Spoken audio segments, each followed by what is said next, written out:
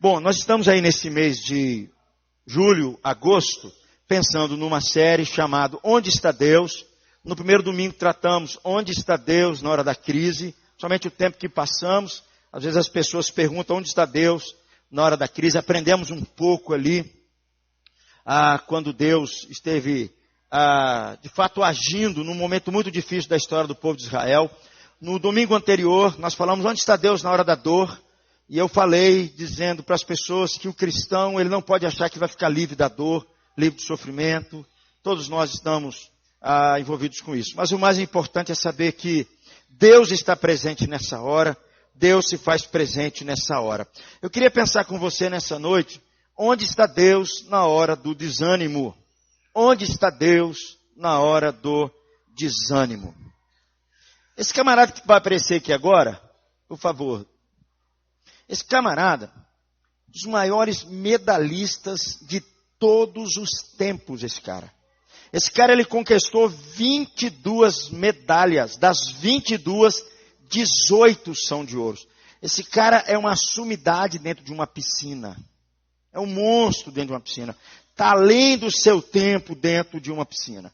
É considerado hoje um dos atletas mais prestigiados de todos os tempos.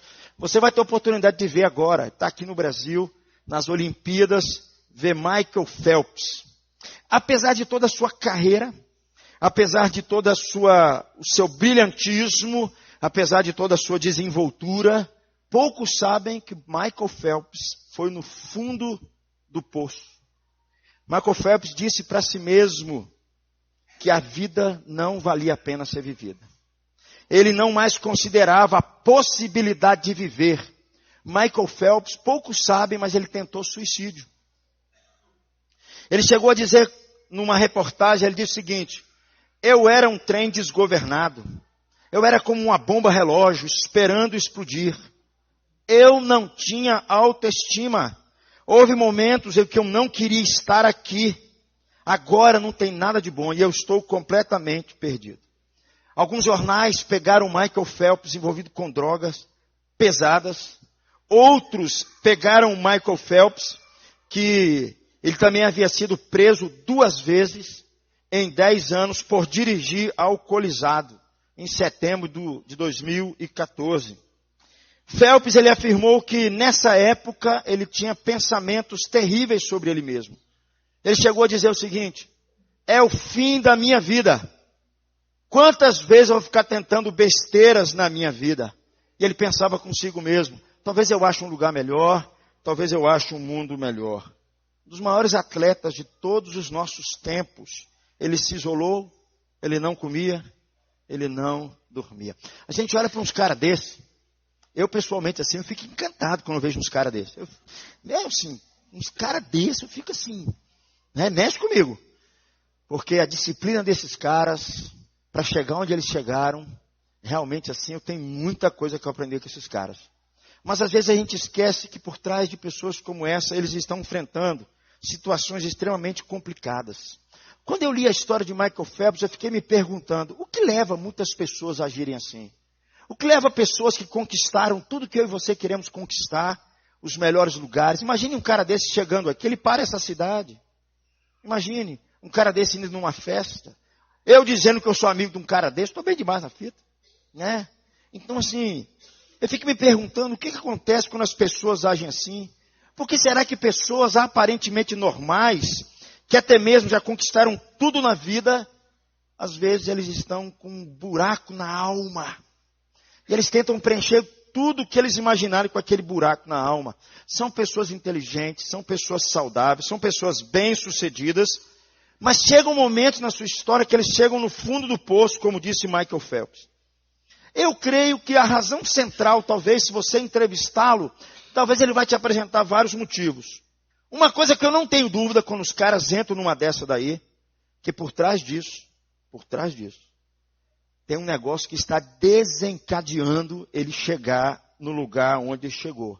E a coisa que eu te falo é a falta de ânimo. Ele mesmo disse assim que ele não tinha mais autoestima nenhuma. A falta de ânimo, ou seja, o desânimo, é um dos maiores desencadeadores de tal situação. É o desânimo que está por trás de tragédias na vida humana de várias pessoas, trazendo muita angústia, trazendo muito sofrimento, trazendo muito desespero. Não é à toa que um dos remédios mais vendidos nas nossas farmácias se chama Rivotril. Vivemos numa geração, o Rivotril, né? É para síndrome do pânico, pessoas que estão enfrentando depressão, é receitado para tudo isso. A gente percebe que existe algo de podre no ar. Porque parece que as pessoas têm tudo, mas elas estão infelizes. Parece que elas têm tudo, mas elas estão desanimadas. Parece que elas têm tudo, mas elas estão com um vazio na alma. Quando eu olho situações como essa, duas perguntas me vêm automaticamente. A primeira delas é o seguinte: o que causa o desânimo? O que leva as pessoas a viverem, a passarem no buraco como Michael Phelps? O que na verdade está por trás disso tudo? Para fazer com que pessoas que começaram bem na sua caminhada, seja num casamento, seja na igreja, seja no trabalho, seja num curso, seja num investimento, seja o que for. Eles começaram bem, mas vai acontecendo alguma coisa que eles vão desistindo, eles vão desanimando, alguma coisa vai roubando alguma coisa dentro da alma deles. O que causa o desânimo que está por trás? E a outra pergunta é, que eu quero responder com essa série: onde está Deus nessa hora? Onde está Deus quando as forças se esvaem? E nós nos sentimos totalmente perdidos, nós nos sentimos totalmente sem chão, nós nos abrimos para um monte de coisa aí, e no fundo, vamos para o fundo do poço. Eu quero pensar com você sobre essas duas perguntas, a partir de um episódio na vida de um homem, que eu tenho uma admiração enorme por ele nas Escrituras, que se chama Davi. Davi, quando você vê o melhor de Davi, seu coração inflama no seu tempo. Eu quero convidar você a ler comigo, para a gente pensar sobre esse tema. Onde está Deus na hora do desânimo? 1 Samuel capítulo 30, vamos ler somente do versículo 1 até o versículo número 6, o início só. Eu queria ler o versículo ímpar e você pudesse ler o par, para a gente ir interagindo aqui. Quando Davi e seus soldados chegaram a Ziclag, no terceiro dia, os amalequitas tinham atacado o Neguebe e incendiado a cidade de Ziclag. A minha versão é NVI, tá bom? Levaram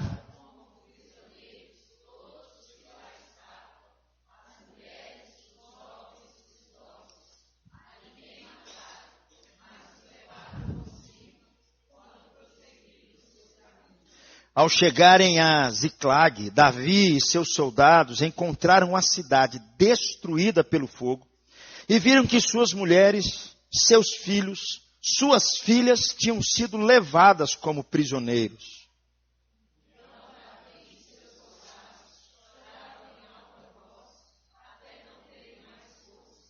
As duas mulheres de Davi também tinham sido levadas, Ainoã de Jezreel e Abigail de Carmelo, a que fora mulher de Nabal.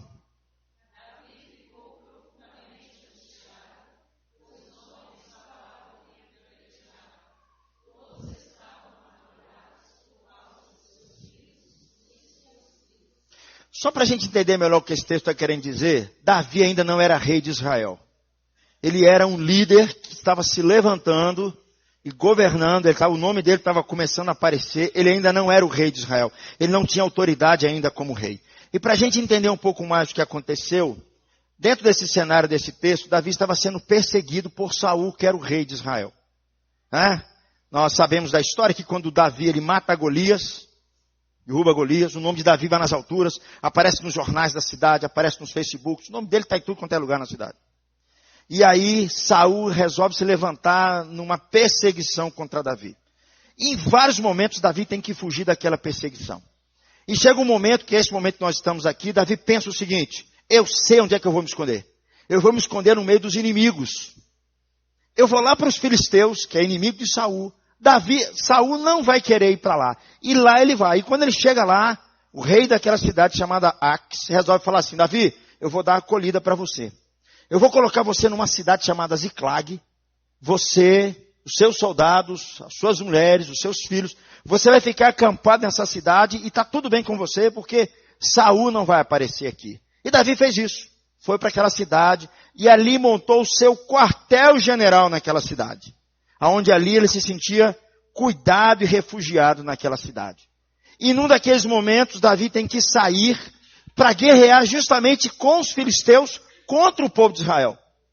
Quando os filisteus olham essa situação, falam assim, Davi, eu não quero esse cara aqui não. Porque se esse cara vê os israelitas, ele vai jogar contra nós. Manda ele voltar. Quando Davi retorna para sua cidade, para esse local chamado Ziclag, o que ele encontra? Isso aqui que nós lemos. Os amalequitas que eram inimigos de Israel de muito tempo, haviam invadido aquela cidade, colocado fogo em tudo, não matado as mulheres e as crianças, mas levado consigo os idosos, os jovens, as crianças, levado tudo com eles. Quando eu leio textos como esse, e olhando a situação de Davi, a reação dos seus soldados, como o texto nos diz, não foi outra. O texto nos diz que eles choraram até perder as suas forças. Você já chorou até perder suas forças? Houve algum momento na sua caminhada que você chorou até perder suas forças? Eles choraram até perder as forças. O desespero tomou conta de alguns que ali estavam. E eles ficaram tão revoltados com Davi que eles resolveram matar Davi, os seus próprios soldados. O texto nos diz que eles entraram numa profunda angústia. Eles sentiram um gosto amargo no coração por saber que eles perderam seus filhos, perderam suas esposas, perderam suas casas, perderam seus bens, perderam o lugar, estava tudo queimado. A ideia aqui do texto, quando diz que eles estavam muito angustiados, é a ideia de um medo que toma uma pessoa de uma forma que a torna incapaz de superar os seus próprios medos. É uma reação emocional tão forte diante de uma situação extremamente destruidora. É algo que tomava as emoções deles e eles se sentiram incapazes. Eles se sentiram, na verdade, num tremendo desespero. Aquela situação, queridos, era uma situação de grande aperto, podendo chegar até mesmo a adoecer. Davi, queridos, junto com seus soldados, tinha razões de sobra para desanimar. Eles tinham razões de sobras para sentar, ficar angustiado, chorar diante daquela situação. Eles perderam suas forças. Eles perderam o seu vigor. Nessa hora o desânimo tomou o coração de cada um daqueles soldados. Tomou o coração de Davi também. Nessas horas as forças deles foram embora. Confesso, meus irmãos, que diante de uma cena como essa, realmente, não sei se alguém já viveu situações como essa, eu acredito que não. Eu acredito que é uma situação de extremo desespero. É uma situação onde, de fato, nós perdemos o chão. Você voltar para a sua terra e perceber que já não tem mais nada lá, está tudo queimado. Sua mãe não está lá, seu pai não está lá, seus amigos, seus filhos, sua esposa não está lá. Concordo, eu confesso, meus irmãos, que não sobraria outra coisa para esses homens a não ser um profundo desânimo, esgotados, enfraquecidos. O cenário era desolador. O abatimento na alma deles era algo geral. O texto nos diz que eles choraram até perder as suas forças, com muita angústia. Os amalequitas não só eles não só queimaram tudo, eles roubaram, eles destruíram tudo. É naquela situação, naquele local que era de refúgio para Davi, aquele cenário apavorador para ele. E o desânimo foi geral. Eu creio, meus irmãos, que diante de um cenário como esse, talvez muitos de nós percamos as forças. Eu não sei se você viveu situações semelhantes como essa, mas eu confesso a vocês assim que deve ser algo que rouba o nosso coração, nos faz desistir e faz com que a gente chore. E o texto nos diz que eles tomaram outros rumos. É num momento como esse que muita gente desiste de tudo. Muitas coisas conspiram contra. Às vezes, queridos, quando nós olhamos, encontramos famílias que não viveram situações como essa, mas muito próximas. Gente que, por exemplo, que por causa dos seus problemas familiares, que ultrapassa os limites da sua própria força. Tem famílias, queridos, que estão enfrentando problemas familiares tão graves, que ultrapassa a força. Eles já estão assim, já não sabem o que fazer mais, já tentaram todos os recursos, já tentaram de tudo para mudar aquela situação e a coisa não muda. As forças vão-se embora, o desânimo toma conta, muita gente fala assim, não quero mais, já desisti, não quero gastar nenhum centavo, não quero sair mais do meu lugar, não quero fazer mais nada, não quero ouvir nenhum conselho mais, não quero que ninguém me oriente. Às vezes encontramos pessoas com problemas financeiros muito fortes, onde as dívidas só vão se acumulando cada vez mais. Já tentaram de tudo, estão envolvidos com empréstimos, estão envolvidos com um monte de coisa, o desânimo vai tomando o coração. Às vezes encontramos pessoas com problemas emocionais muito fortes, lutando contra elas mesmas, lutando contra a sua própria natureza. Pessoas que estão enfrentando desânimo porque estão lutando com o seu passado, que não lhe dá sossego constantemente, lutando às vezes com a sua própria característica, com a sua própria natureza, porque vive fazendo coisa errada, vive tentando e não consegue, vive tentando acertar e não consegue. Talvez, queridos, esses sejam bons motivos para muita gente ficar desanimada. Mas o que eu realmente não entendo, e eu quero abrir o coração para vocês, é que muitas pessoas, por muito menos, estão ficando desanimadas. Por muito menos. Pessoas assim que elas estão bem abastecidas, estão com a vida tranquila, a família em dia, as contas em dias, tudo tranquilo. E quando pensa que não, desânimo toma a alma delas. Algo invade a alma delas. É nesse momento que nós encontramos muita gente desistindo da igreja. Não quero envolvimento mais com aquela comunidade, não quero mais me envolver com aquele pessoal. Tem muita gente que me decepcionou ali, não quero saber mais. Eu só não desisto de Deus. Mas eu não quero saber não, eu quero viver minha vida. Outros desistem de projetos, de prosseguir com seus projetos. Às vezes projetos fantásticos que estão para abençoar a vida de pessoas, mas eles desistem. Outros estão desanimados com a própria vida. Eu acredito, querido, isso é opinião minha, que o aumento da droga nos nossos dias, do uso da droga, de entorpecente de todas as maneiras, seja do álcool, seja da droga, seja de uma vida doida, seja o que for, no fundo, é um sintoma de que as pessoas estão desanimadas. É um sintoma que elas estão tentando lutar, mas às vezes elas não conseguem, elas estão desistindo muitas vezes da própria vida. A pergunta que eu faço é só essa. Onde está Deus nessa hora? Onde está Deus quando você já lutou com todas as suas forças? E você se vê extremamente esgotado, como foi os soldados de Davi, diante desse cenário. Olha o que Davi faz diante disso. A gente tem que aprender algumas coisas que o texto diz aí, logo em seguida. O que Davi fez? Vamos ler comigo? Davi, porém, fortaleceu-se no Senhor e no seu Deus.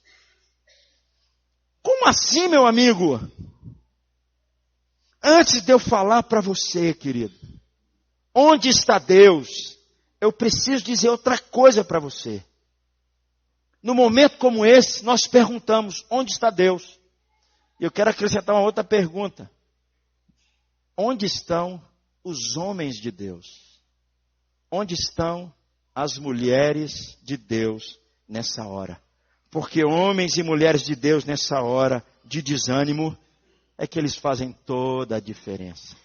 Davi se levanta como um homem de Deus, diante de um cenário apavorador, de medo, ele se levanta. O texto nos diz que Davi se fortalece no Senhor, o seu Deus. Nós podemos tirar algumas lições aqui disso, queridos. Presta atenção. Davi não só se lembrou de Deus. Porque tem muita gente que só se lembra de Deus. Só se lembra de uma experiência que ele teve lá no passado com Deus, e aquilo foi embora, foi um tempo legal, um tempo que ele cantava, um tempo que ele lia a Bíblia, um tempo que ele... Legal. Mas ele só lembrou. Não, Davi não fez isso não. Davi, o texto nos diz que ele falou para ele mesmo. Davi, tenha bom ânimo. Davi, se fortaleça no Senhor. Davi, ele está conversando com ele mesmo e dizendo para sua alma se fortalecer em Deus. Davi, queridos, me ensina aqui que no momento como esse, nós temos que parar de ouvir a nós mesmos e nós falarmos conosco. Tem muita gente que está desanimada porque vive conversando consigo mesmo. Não vai dar certo. Eu já tentei isso, já tentei aquilo outro. O que Davi me ensina é que Davi ele conversou consigo mesmo. Ele parou de ouvir essa voz de desânimo, pensou consigo mesmo e disse: fortaleça-se, Davi. Seja forte, Davi. Anime-se, Davi. Você conhece o Deus da aliança.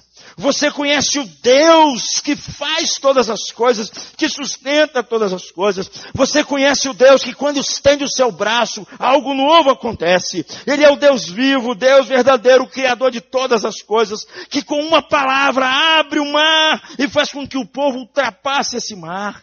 E esse Deus, Davi, ele não está longe, Davi. Esse Deus está mais perto de você do que você imagina, Davi.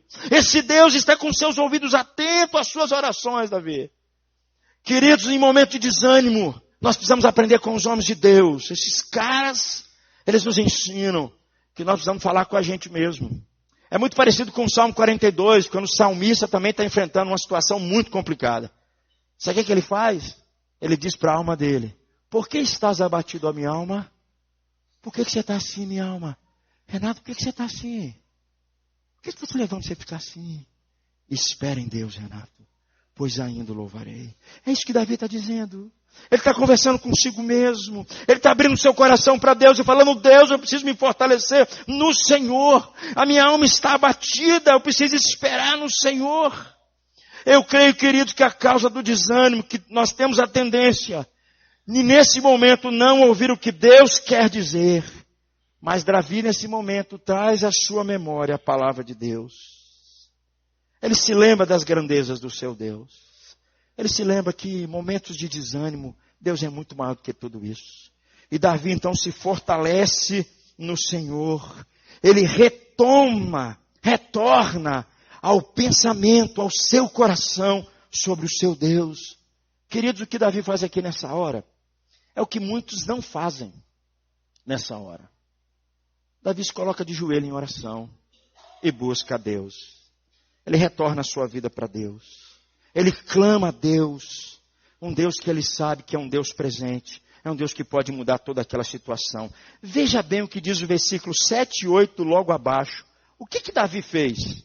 Ele se fortaleceu no Senhor e logo em seguida o que ele fez? Ele buscou a Deus em oração. Leia comigo esses dois versículos. Então Davi disse ao sacerdote Abiatar, filho de Aimeleque: traga-me o colete sacerdotal. Abiatar o trouxe a Davi, e ele perguntou ao Senhor: devo perseguir esse bando de invasores? Irei alcançá-los? E o Senhor respondeu: persiga-os, é certo que você os alcançará e conseguirá libertar os prisioneiros. Davi fala consigo mesmo, Davi se refugia em oração e Davi clama a Deus. Antes da gente saber onde Deus está, minha pergunta é: onde estão os homens de Deus nessa hora? Sabe onde é que estão os homens de Deus nessa hora? Com o joelho no chão, clamando a Deus, pedindo que Deus faça alguma coisa, pedindo que Deus visite a gente, pedindo que Deus mude a história, pedindo que Deus vá à nossa frente, pedindo que Deus estenda a sua mão e mude a história. É interessante, meus irmãos, que Paulo, escrevendo aos Efésios, ele fala a mesma coisa. Olha o que ele diz lá em Efésios 6, versículos 10 e 12. Leia comigo, por favor. Quanto ao mais, sede fortalecidos no Senhor e na força do seu poder. De toda a armadura de Deus, para poderdes ficar firmes contra as ciladas do diabo.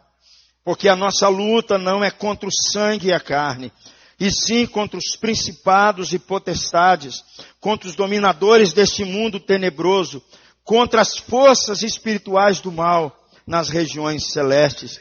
E logo em seguida, Paulo vai listar o armamento do soldado, mas o que ele faz é igualzinho que Davi fez. Ele diz assim: sede fortalecidos no Senhor e na força do seu poder. O que Paulo vai chamar a atenção aqui para nós é dizendo assim: ô meu amigo, só tem um jeito de você se fortalecer aqui, hein? Esses homens de Deus fazem isso. Eles abrem os seus ouvidos para ouvir o que Deus está dizendo na palavra dele. Eles buscam a Deus em oração. Eles se colocam na brecha. Eles se envolvem. Eles sabem que a esperança deles está em Deus. A salvação deles só vem de Deus. Davi e Paulo, como tantos outros homens de Deus, são homens que nos ensinam que nessa hora, o que nós precisamos muitas vezes são de homens e de mulheres de Deus, para que de fato algo novo aconteça através da vida desses homens.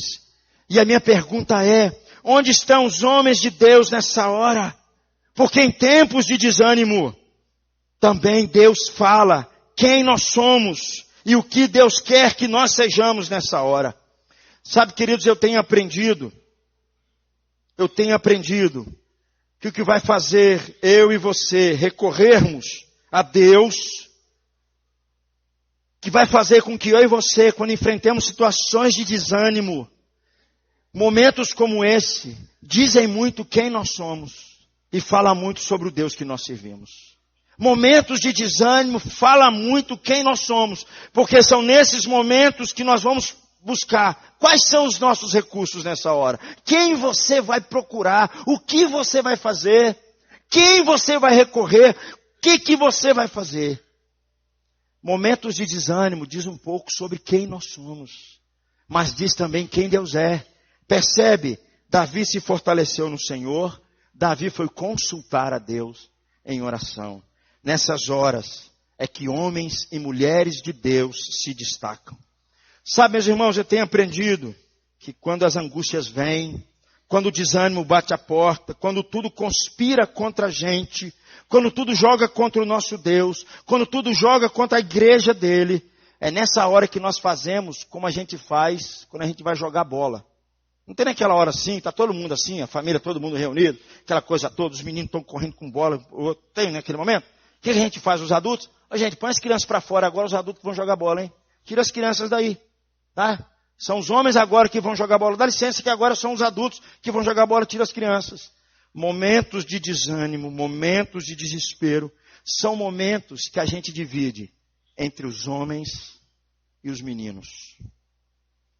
Um pastor uma vez falou comigo, ele falou assim comigo, Renato, nos momentos mais difíceis da nossa vida, é que a gente começa a descobrir quem é homem e quem é menino. Um menino, num momento como esse, ele para chorar. Ele desanima. Homens se levantam, se fortalecem, buscam uma alternativa, buscam a Deus. São horas como essa que nós dizemos um pouco sobre quem nós somos, quem são os homens e quem são os meninos, quem são os homens de Deus e quem não são os homens de Deus. São nessas horas, queridos, é que os homens de Deus se levantam, se colocam de joelho a Deus, pedindo que Deus venha em nosso socorro, busque a direção de Deus, porque sabe quem é Deus, porque eles confiam em Deus, eles confiam na palavra de Deus, porque é gente que paga o preço para viver em comunhão com Deus, gente que paga o preço da oração com Deus, gente que Deus usa para encorajar outros, porque antes de Deus mostrar de fato o que Ele vai fazer, Ele está mobilizando os homens dele, assim como fez com Davi. Homens de Deus. Eu vou dizer um negócio para vocês, queridos. Eu preciso de gente assim do meu lado. Eu preciso de gente assim do meu lado. Eu preciso de gente que quando eu estou nos meus piores momentos, ele se coloque no meu lado e fala assim, Renato, vamos lá. Renato, vamos lá, Renato. Não desiste não, Renato. Não desanima não, Renato. Eu preciso de gente assim comigo. Foi o que Davi fez. Davi se fortaleceu no Senhor. E porque ele se fortaleceu no Senhor, se levantou como um homem de Deus. E Deus usou de forma fantástica, porque Davi confiou em Deus. E logo em seguida o texto, para a gente entender um pouco mais, vai nos mostrar que o que Davi faz é o seguinte. Ele se levanta, cidade, o caos. As pessoas desanimadas, chorando. Todo mundo apavorado naquele momento, angustiado. Alguns querendo matar Davi. Davi se levanta, se fortalece no Senhor. Primeiro é ele. Ele trata ele primeiro aqui. Ele se refugia em Deus primeiro. Porque é assim que os homens de Deus fazem. E logo em seguida, o texto que nós vamos ler é que Davi reanima os seus soldados. Davi toma uma outra direção para os seus soldados. Eu queria ler com você esse texto. É um pouco longo. Eu vou ler os versículos ímpares e eu quero que a igreja leia, por favor, os versículos pares. Mas eu quero que você leia para que você entenda todo esse texto. Davi e os 600 homens que estavam com ele foram a ribeiro de Besor, onde ficaram alguns.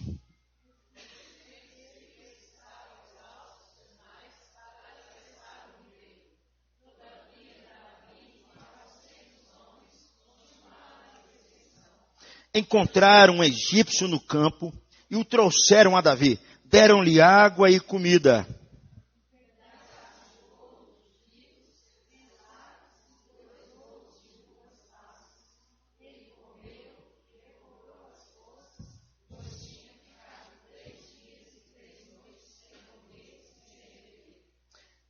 Davi lhe perguntou: a quem você pertence e de onde vem? Ele respondeu: sou um jovem egípcio, servo de um amalequita.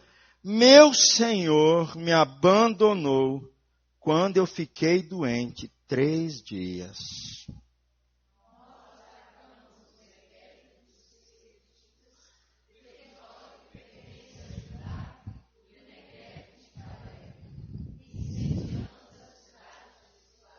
Davi lhe perguntou: você pode levar-me até esse bando de invasores?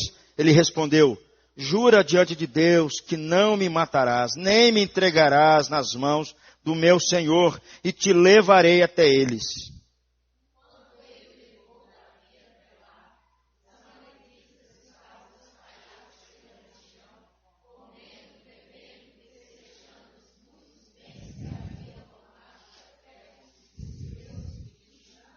Davi os atacou no dia seguinte, desde o amanhecer até a tarde. E nenhum deles escapou, com exceção de 400 jovens, que montaram em camelos e fugiram.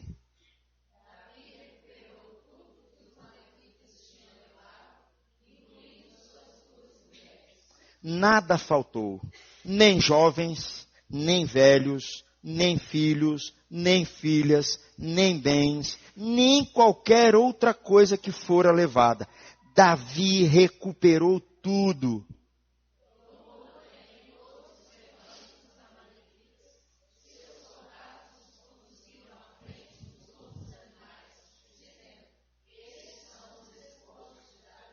Então Davi foi até os 200 homens que estavam exaustos demais para segui-lo e tinham ficado no ribeiro de Besor.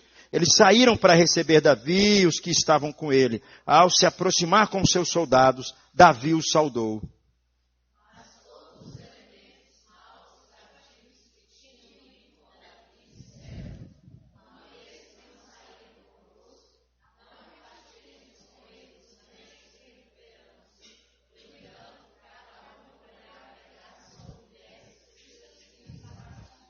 Davi respondeu: não, meus irmãos, não façam isso, o que o Senhor nos deu.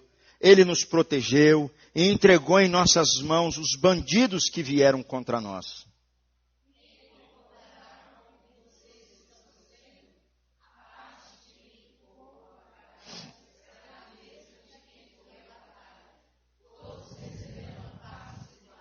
Davi fez disso um decreto e uma ordenança para Israel, desde aquele dia até hoje.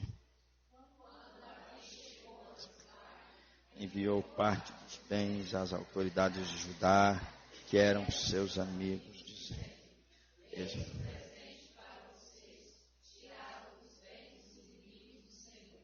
ele enviou esse presente às autoridades de Betel, de Ramote, do Neguebe, de Jatir, de Aroer, de Sifimote, de Estemoa, de Racal, das cidades dos Jeremelelitas e dos Queneus, de Ormá, de Corazã, de Atasse, de Hebron e de todos os lugares onde Davi e seus soldados tinham passado. Perceba, meus amigos, que os seus soldados foram com ele. Antes eles estavam exaustos, cansados, desanimados, amargurados. Davi se recompõe no Senhor e logo em seguida a vitória Deus dá a Davi para que Davi recuperasse tudo. Seus filhos, seus bens e tudo mais. Agora eu consigo te responder onde é que está Deus nessa hora. Na hora do desânimo. Primeira coisa que ele vai nos dizer: Deus está levantando homens e mulheres de Deus. Deus nessa hora está levantando líderes para estar com a gente. Eu creio, queridos, que no momento de desânimo, o que a gente precisa nessa hora é que Deus levante pessoas que nos ajudem. Pessoas de Deus que nos ajudem. pessoas de Deus que nos encorajem, pessoas de Deus que nos redirecione, gente fortalecida no Senhor, como fez com Davi, gente de oração, gente que consulta a Deus, gente que conhece a Deus, gente que sabe chorar na hora que precisa chorar, e gente que se fortalece no Senhor, mas gente que ajuda, gente que não fica só ouvindo a si mesmo, gente que não fica ouvindo bobagens do mundo, gente que não fica ouvindo as últimas modas, mas gente que ouve a palavra de Deus e se posiciona, se coloca no lado de gente que está desanimada, tem uma palavra de Deus para nós, tem um consolo de Deus para nós, tem uma força de Deus para nós. Tem gente, queridos, que do desânimo vai uma profunda depressão, porque vive ouvindo bobagens por aí. Tem gente que está vivendo desanimado, é porque vive fazendo escolhas que Deus não queria. Fica ouvindo gente tola por aí, fica ouvindo gente do mundo por aí, sem parâmetro algum em Deus. Nessa hora que nós precisamos é que Deus levante alguém para estar do nosso lado, alguém que possa nos reanimar, nos fortalecer nessa hora. É nessa hora que Deus muitas vezes levanta os cristãos para ajudar uns aos outros, para encorajar uns aos outros, para fortalecer uns aos outros. Gente que antes de tudo ama Deus. Gente que tem intimidade com Deus. E gente que chega perto da gente. E a palavra deles nos consola, nos ajuda, nos redireciona, nos reanima novamente. Onde é que está Deus nessa hora? Deus está levantando gente como eu e você, para abençoar outras pessoas. Pessoas que talvez nessa hora estão no fundo do poço. Ou pessoas que nessa hora estão extremamente desanimadas da igreja, desanimadas de tudo. E Deus está levantando homens e mulheres para que se coloquem na brecha, para ajudar outros, para que abençoe a vida de outros. Segunda coisa que esse texto nos ensina. Onde está Deus nessa hora? Deus está consertando as nossas vidas. E Deus está consertando as coisas. Deus está consertando a gente. Perceba o que diz Davi no versículo de número 23. Ele diz assim: Davi respondeu: não, meus irmãos, não façam isso com o que o Senhor nos deu. Foi Deus quem nos protegeu. Foi Deus quem entregou os inimigos na nossa mão. Foi Deus quem fez com que os inimigos viessem em nossa direção. Percebam, queridos, eles foram saqueados, suas famílias perderam os seus bens. Estavam amargurados, desanimados, tomou conta do coração deles. Davi se levanta, se fortalece no Senhor, busca a Deus. Quando ele consegue recuperar-se a si, ele reanima os seus soldados, fortalece os seus amigos. E Davi, sem pestanejar, olha para aquela toda a situação, vai atrás dos seus inimigos, retoma os seus inimigos, derruba os seus inimigos, lhe rouba os seus despojos novamente, retoma suas famílias.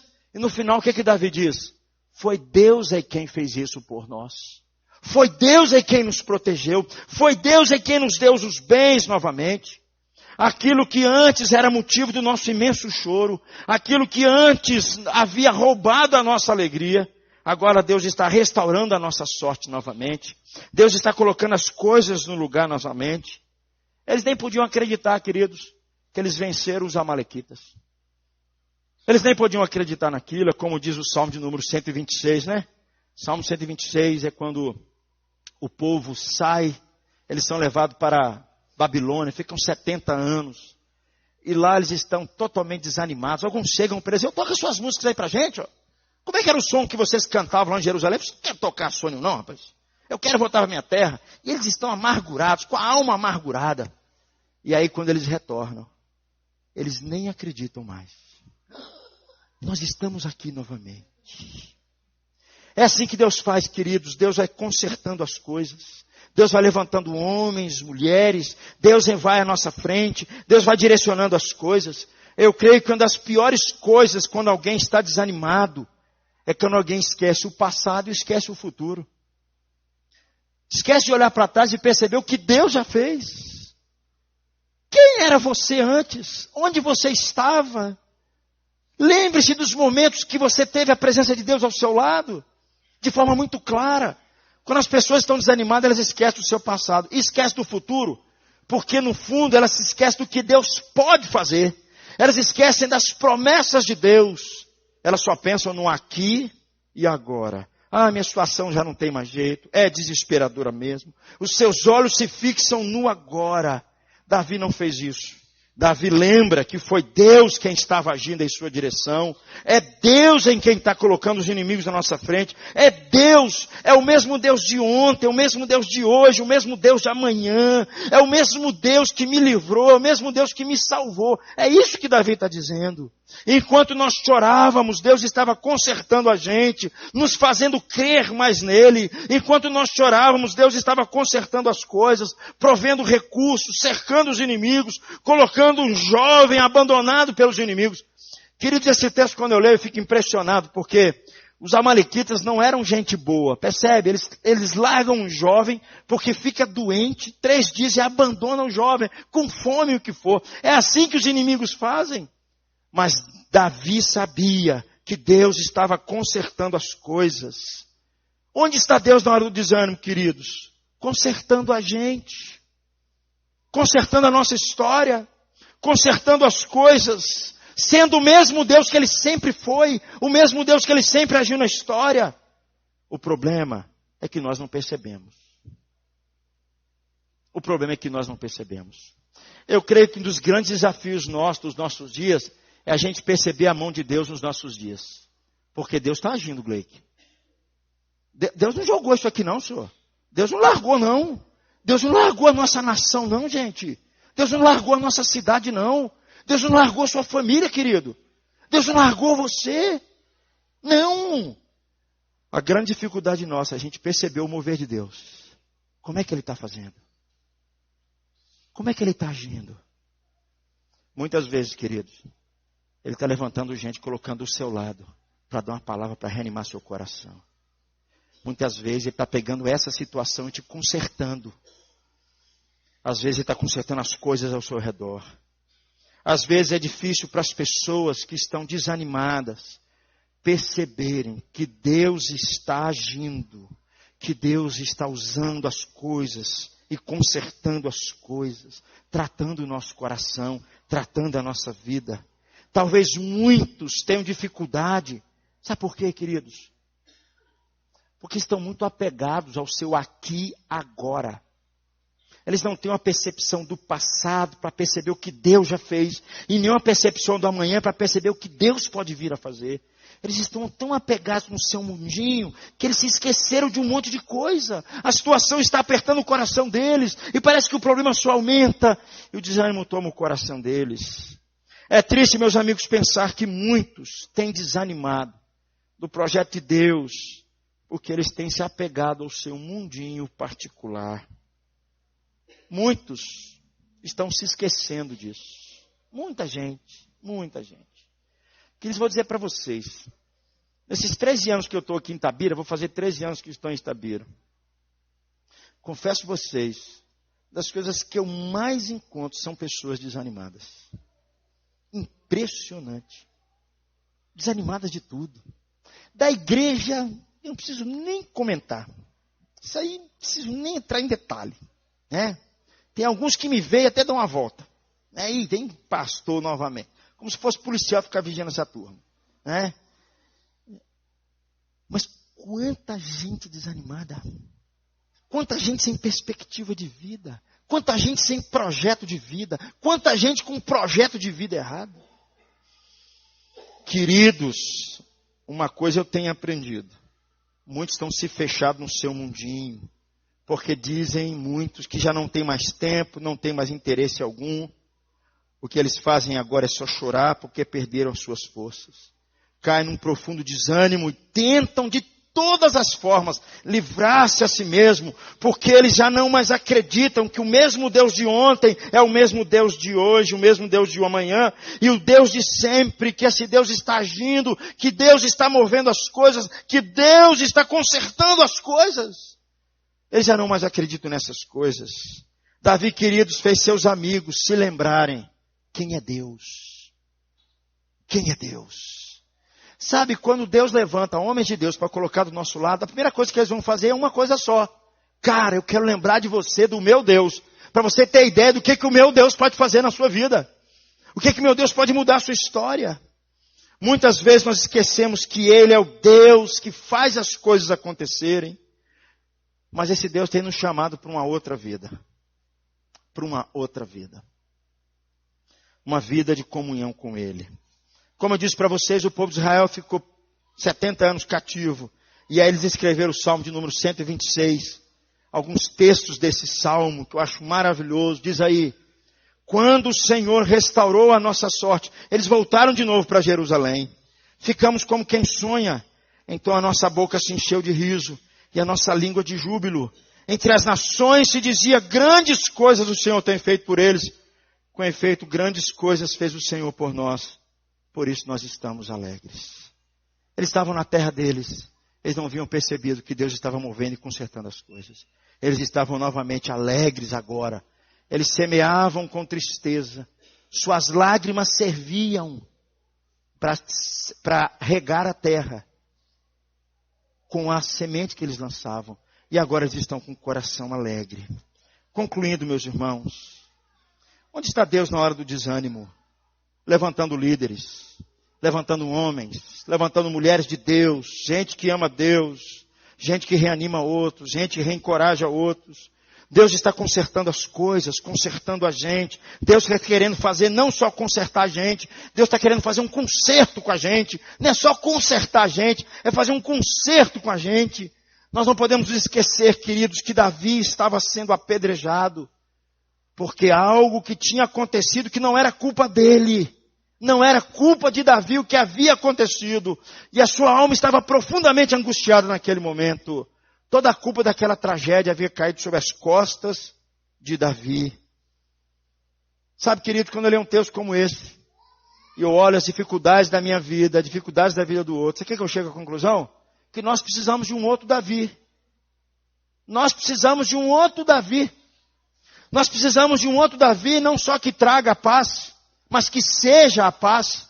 Nós precisamos de um outro Davi que não só vença o nosso inimigo local que a gente vê, mas um Davi que vença o mundo, um Davi que vença o príncipe deste mundo, e que não só conserte a gente por alguns momentos, mas conserte a gente definitivamente, que faça um conserto com a gente definitivamente.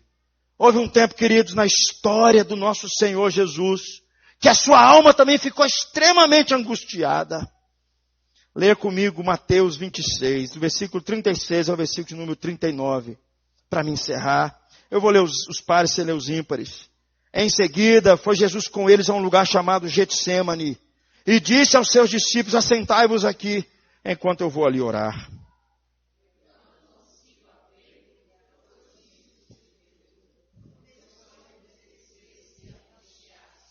Então lhe disse: a minha alma está profundamente triste até a morte.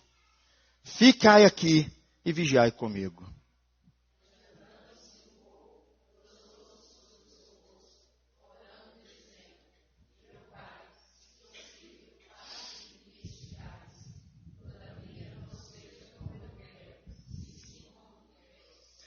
A alma de Jesus estava profundamente angustiada. E a razão é porque Jesus deveria beber um cálice. O cálice da ira de Deus que deveria cair sobre mim e sobre você. O cálice da ira de Deus por causa dos nossos pecados, da nossa desobediência, por causa da dureza do nosso coração. E Jesus está com sua alma profundamente angustiada. Ele sabe que deveria beber esse cálice naquele momento. E Jesus sabia, sim. A sua alma estava angustiada. Ele estava dizendo para mim e para você que ele estava levando não a culpa dele, porque ele não tinha culpa. Ele estava levando as nossas culpas. Sabe para quê, queridos? Para restabelecer nossas famílias, para colocar paz no nosso coração, para mudar a sua vida, para mudar a nossa história. Eu vi nessa abertura das Olimpíadas, achei lindo, fantástico, queridos. Confesso a vocês, foi muito legal. Mas às vezes eu fico com receio dos discursos que eu ouço. Porque a ideia que o discurso que a única maneira de a gente colocar paz no mundo é se a gente colocar esporte. A única maneira de colocar a paz no mundo é quando a paz de Deus invadiu o seu coração. É quando esse que se angustiou até a morte, você entender que ele se angustiou por causa de você. Se angustiou por causa dos seus pecados. Ele bebeu o cálice da ira que nós deveríamos beber. E ele foi até a morte para vencer o maior dos nossos inimigos. Um inimigo que quer acabar com a nossa casa, acabar com a nossa família, acabar com a nossa paz, acabar com os nossos relacionamentos. Jesus vence na cruz o diabo. Jesus vence na cruz a morte. Para te salvar, cara. Ele se angustia por causa disso. Porque ele tem que beber um cálice que nós é que deveríamos beber. Sabe para quê? Para consertar a gente. Para consertar a nossa vida. E nos dar a vida eterna. Você se lembra do Michael Phelps? No começo, eu comecei a dizer para vocês que ele estava passando por um momento de suicídio, pensando que sua vida não teria mais sentido. Mas eu li que um amigo cristão de Néia, um outro atleta, jogador de futebol americano, um cristão, chegou para o Michael Phelps, deu umas orientações para ele, ajudou o Michael Phelps, orientou ele numa clínica de tratamento, depois deu um livro para ele. O título do livro se chama assim, alguns aqui já leram, Vida com Propósito, do Rick Warren. O Michael Phelps leu esse livro. E ele disse, pode soltar, há um poder maior que ele, ou seja, do que mim, né? E que há um propósito muito maior nesse planeta. Alguns estão dizendo que Michael Phelps se converteu, porque um amigo chegou perto dele e falou de Jesus para ele, o encorajou. Dizia assim, Michael Phelps, tem algo maior aqui para nós, algo muito maior. A história dele termina, ele estava namorado com a moça, casa com a moça, tem um filho com ela.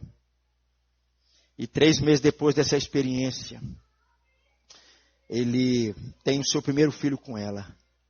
Deus usou um amigo para ajudar o Phelps, para tirá-lo do seu atoleiro emocional. Um amigo que se posicionou e disse assim, Jesus ama você, Jesus se importa com você, sua vida é preciosa para Ele. Você é um pecador, sabe, você merece a ira de Deus, mas Jesus foi no seu lugar para morrer por você. E Ele está querendo que você se renda para Ele, que você o confesse como seu Senhor e Salvador da sua vida. Que você entenda que a única maneira que tem para você viver nesse mundo aqui, com paz no seu coração, é se você conhecer Jesus. É se você entregar a sua vida para Jesus. Eu creio, queridos, que Deus continua fazendo isso hoje. Deus continua, Priscila, levantando homens e mulheres para abençoar a vida de outros. Deus continua consertando a história.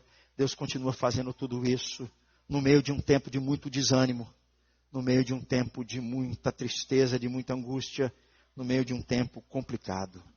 Eu creio, queridos, que onde está Deus nessa hora? Deus está falando para mim e para você, para a gente buscá-lo. Deus está falando para mim e para você, para a gente se levantar para abençoar outras vidas. Deus está falando para mim e para você, que a única saída que nós temos está no seu Filho. E nós precisamos nos render ao seu Filho. Nós precisamos reconhecer o seu Filho, que sentiu uma dor muito grande, por causa de mim e por causa de você. Nós vamos orar nesse momento.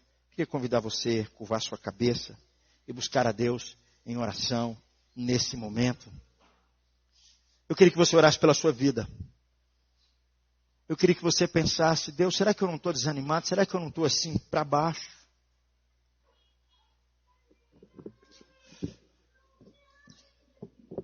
Pega água ali.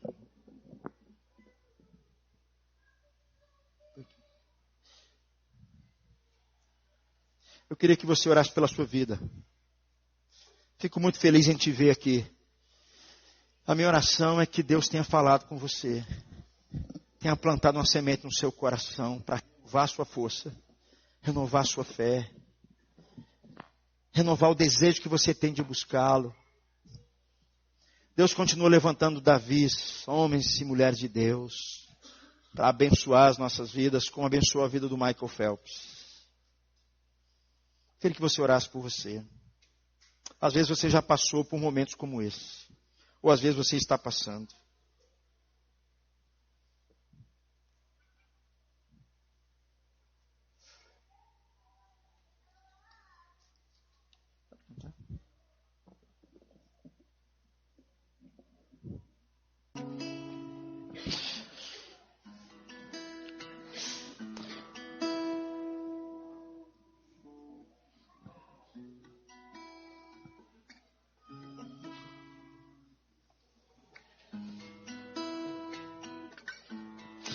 Oh Deus, eu quero apresentar, Pai, a vida de cada um que está aqui nas tuas mãos, aqui nessa frente, Deus. Oh Deus, tem tanta coisa que tenta roubar a paz do nosso coração. Tem tanta coisa que está tentando, ó Pai, inimigos que estão muitas vezes tomando a nossa vida, tirando o nosso chão. Às vezes são problemas muito maiores, ó Deus. Mas eu creio, ó Deus, que o Senhor levantou um outro Davi. Um Davi que tem todo o poder. Um Davi que acabamos de cantar aqui, nesse momento, hosana nas alturas sobre ele.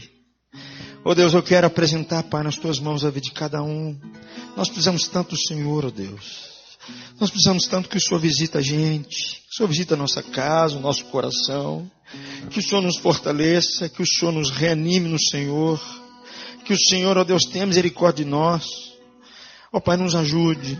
Nos ajude também a ajudar outros também, ó Deus. Sermos instrumento nas tuas mãos para abençoar a vida de muita gente. Tem tanta gente, Pai, nessa cidade desanimada. Tem tanta gente nessa cidade pensando em até tirar a vida, Pai. Pai, em nome de Jesus, nos ajude. Nós precisamos tanto do Senhor. Então guarde, Pai, essas famílias que estão aqui. Guarde essas pessoas. E vem com teu Espírito, Pai, renovando tudo, fazendo tudo novo, ó Deus. Que a partir de hoje, Pai, seja um tempo novo na vida de cada um que aqui está, ó Pai. Para a honra e glória do Teu nome, Pai. E para que o Teu nome seja conhecido acima de tudo. Então nos ajude, Deus. Quero apresentá-lo sobre o Teu altar nesse momento. Em nome de Jesus. E que a graça do nosso Senhor Jesus, o amor de Deus, o nosso Pai, e as suas eternas e infindáveis consolações do Seu Espírito, esteja conosco hoje e para todos sempre. Amém e amém. Obrigado, gente. Podem se assentar.